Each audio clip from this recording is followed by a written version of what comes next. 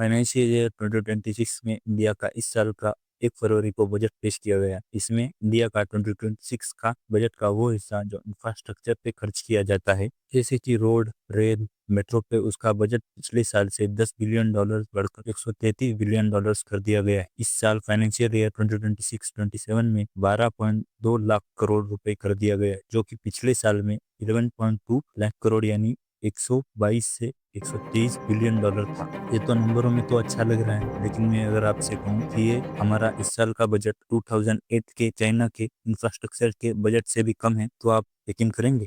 2008 में चाइना की economy $4.6 trillion थी और चाइना का इंफ्रास्ट्रक्चर का बजट मैसिव $586 बिलियन था। आपको समझाने के लिए बताओ तो 2026 में इंडिया का टोटल बजट $583 बिलियन से लेकर $630 बिलियन है। आज हमारा जितना टोटल बजट है, उतना ही पैसा चाइना 2008 में इंफ्रा पे लगा रहा था। आज 2025 में हमारी जितनी इकोनॉमी है, उसके आसपास ही इकोनॉमी चाइना की 2008 में, लेकिन उसका इंफ्रा का बजट हमारे आज के इंफ्रा के बजट से 4 गुना ज्यादा। जहां हम हमारी जीडीपी का बस 3.1% हिस्सा इंफ्रा पे लगा रहे हैं, 2008 में चाइना वही उसकी जीडीपी के 12% हिस्सा अपने इंफ्रा पे लगा रहा। आप सोच रहे होंगे कि अगर इंफ्रा पे पैसा लगा भी दिया तो क्या हुआ, बाकी जगह भी तो पैसा लगता ही है। तो मैं आपको बता दूं, इंफ्रा का रिटर्न ऑन इन्वेस्टमेंट सबसे ज्यादा होता है। मतलब आप इंफ्रा पे जितना ज्यादा पैसा लगाओगे, उतनी ही आपकी इकोनॉमी फ्यूचर में बढ़ेगी। मतलब अगर इंडिया में ₹1 इंफ्रा पे लगता है, तो इकोनॉमी में 2.5 से लेकर 3.5 रुपए आते हैं। और मैं ये कोई हवाई बात नहीं कह रहा हूँ।